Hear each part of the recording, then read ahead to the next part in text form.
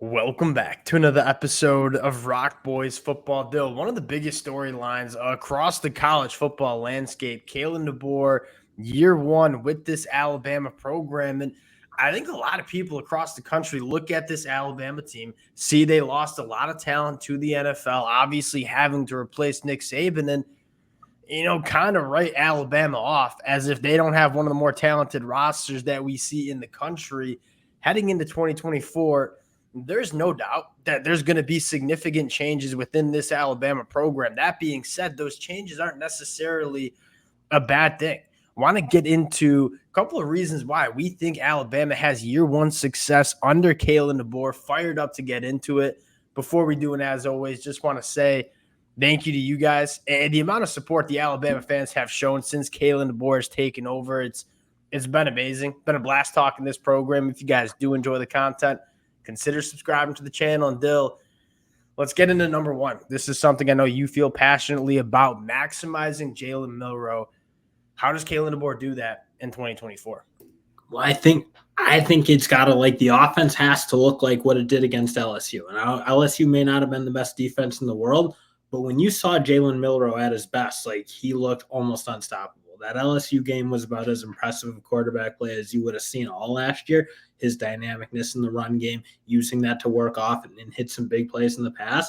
If they can play like that with Jalen Milroe, I think Jalen Milroe can be very much in the Heisman conversation, but I think that goes into not being stubborn. And there did feel like there were times with Tommy Rees last year where you were just why can't we play the same way? Why can't we play the way we played against LSU? So that's kind of what I'm looking for. And Kalen DeBoer, I think, shown a really effective way of being able to succeed at all different levels and with different types of talent, frankly. With different kind of players. What makes Kalen DeBoer? We all know Kalen DeBoer is one of the best pure football coaches that we see in the country, right? There's no question mark about that. This guy's won everywhere that he's been. What makes him so special, at least in my opinion, how he coaches to his talent. And this is the opposite of Jimbo Fisher. You look at Jimbo Fisher, say, hey, we're going to run it my way. Doesn't matter what kind of players we have. It obviously didn't work. You look at Kalen DeBoer, whether it's Jake Haener, whether it's Washington with Michael Penix, he has been a wizard at taking the talent that he has and scheming up his offense around his talent. I think that's the sign of some of the best coaches that you see in the country. And you look at when Alabama was not as consistent as you would have liked in 2023, it largely had to do with just not utilizing Jalen Milroe the right way. And like you said, when they started to use Jalen Milroe and kind of lean into the assets and what he brings from a physical trait standpoint, that's when this offense looked like it was one of the better offenses that we saw in the country. So talk about maximizing Jalen Milroe. I think it has less to do with the development at the quarterback room. And I think it has a little bit more to do in terms of how he's designing the offense to really let Jalen Milroe use the dynamic skill sets that he has.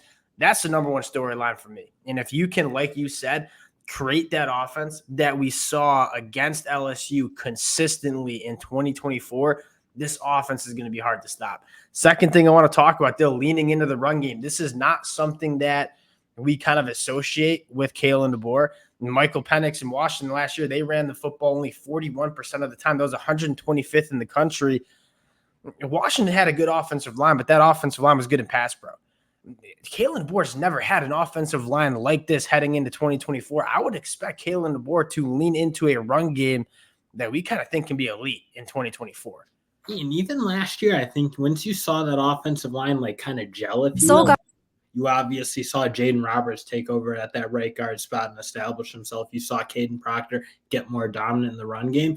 When you saw them start to click like that, that offense looked like it was really starting to be something where they could win a national title. You saw a little bit of disjointedness maybe at the beginning of the year, and I think that was a little bit twofold. I think, one, they hadn't really committed to using Jalen Milroe the way they should have used him, but I also think that offensive line did take a second, frankly, to gel and get good and get dominant.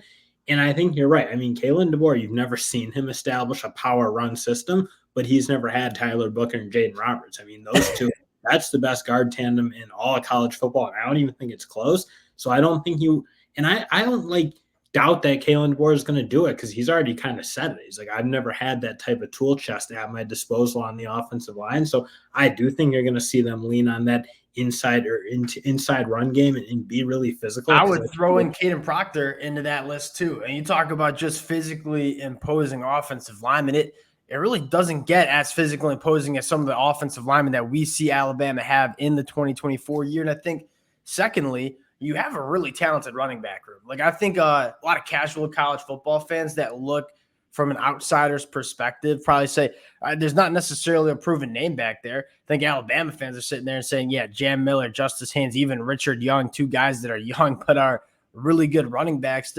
The bones to having an elite rushing attack are certainly there. And they run physically. That's where I think you want to see them. Like, they'll run and they'll be able to wear guys down. I think the fact that they have three guys, I think, again, have similar styles, big, physical, imposing backs who are good at picking through that inside run game. I think, again, you got to use those guys. You got to be able to break teams down, wear them out like they did against Georgia last year. I think, again, you really don't want to see Kalen DeBoer, I think, be afraid to use that as a weapon. Where I was kind of going with it, and I think you're right, like these running backs want to get downhill. What I was kind of going with, though, is if you do set up that run game, again, where does Jalen Milroe have the most success as a thrower?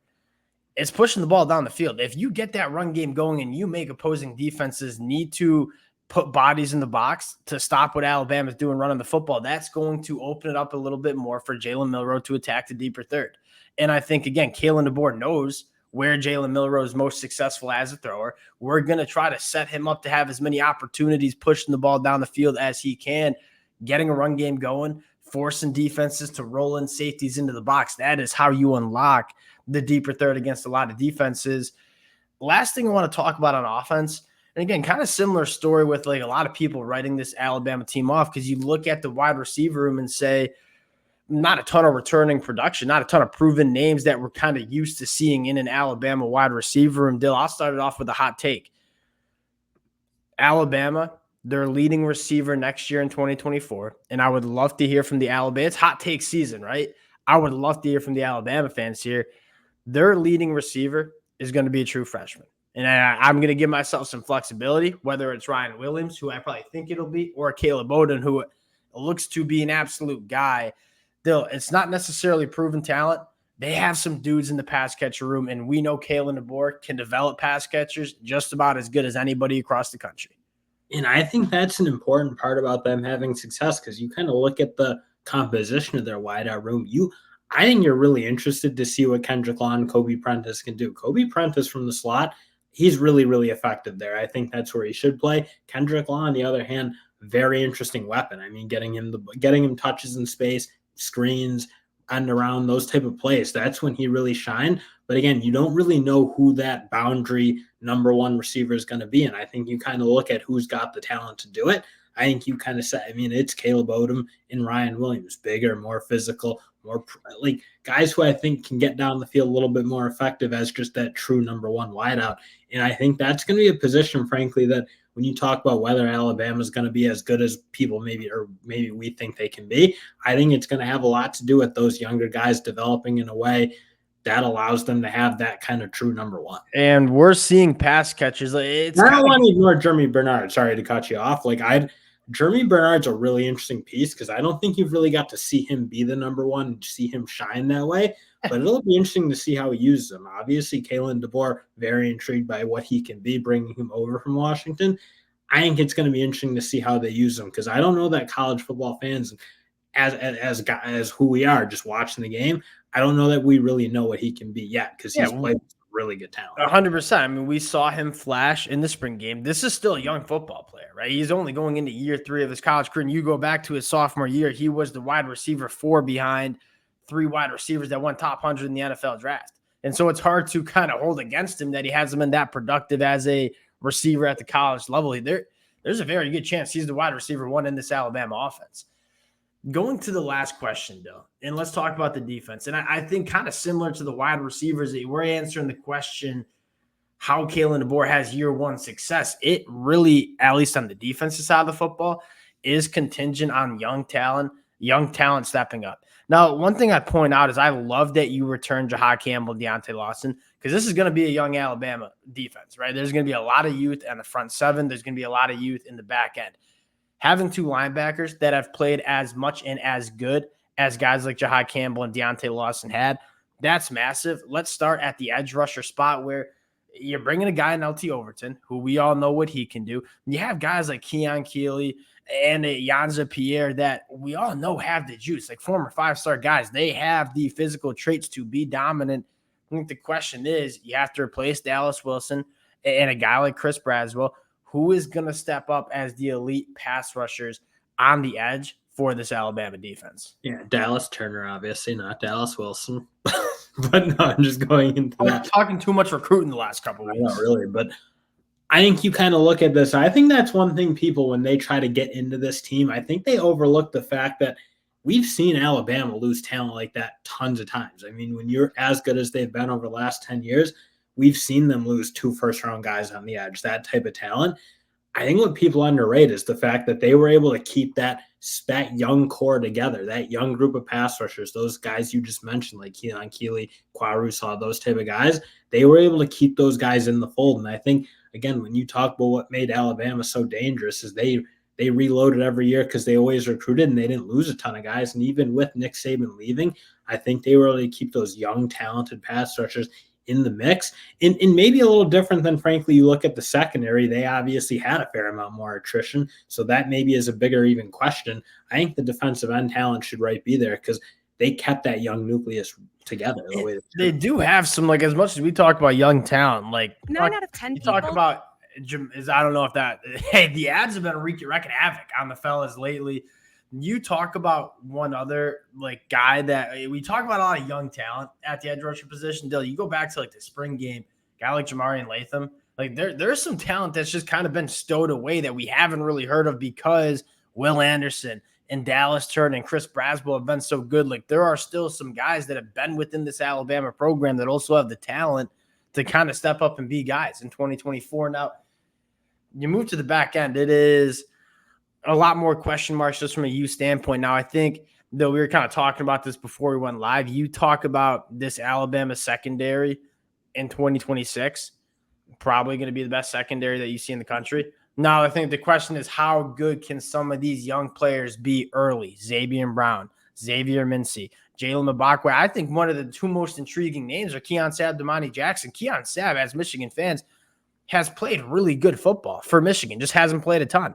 Then you look at Damani Jackson being the most physically gifted cornerback that we see in this Alabama secondary, just hasn't played good football. There are players in the back end that are good. There's potential for this Alabama secondary to be very good in 2024. I think a lot of it just has to do is, does it get manifested on the field in the 2024 year? Do those young guys step up and play? I mean, Xavier Brown, those guys you mentioned, they're going to be pressed into duty. And if they play as well as their talent says they should be, I think they'll be just fine. Because you have a handful of guys who Malachi Moore, really, really good player. I think he him back. Keon Sabb, another guy who, when he was playing on Michigan, really, really good. So I think you can be really comfortable out of your safety room. I think it'll be about some of those young corners and how quickly they're ready to play, along with Damani Jackson, just again, hoping you develop him the right way that USC obviously failed. Yeah, and I think Malachi Moore coming back, that I don't know if there's a more experienced player on defense in the country than Malachi Moore. This kid has started forever for Alabama. And especially with all that positional flexibility, too. He can do a lot of different things. And then talking about Xavier Brown, we talked about him when he committed about, 12 months ago, about this time last year when he committed to Alabama. What did we say about him? This kid's a year one. He has the potential, at least, to be a year one starter. Not only very physically gifted, but he was as polished of a cornerback as you saw in the 2024 class, that is. Getting my classes mixed up here. Coming from Mater Dei. This is a guy that if you were to ask me what cornerback coming out of that 2024 class I'm most comfortable starting year one, the answer probably would have been Xavier Brown. So I have a lot of confidence that he can be a year one guy in the SEC in 2024. Dill, there's an avenue for this Alabama team to be extremely good in 2024. I feel like a lot of people are not recognizing that. One of the most fascinating teams we see in the country. We'll cut it there. Appreciate you guys rocking with it. Again, if y'all do enjoy the content, consider subscribing to the channel. Appreciate you guys, and we'll talk to y'all later.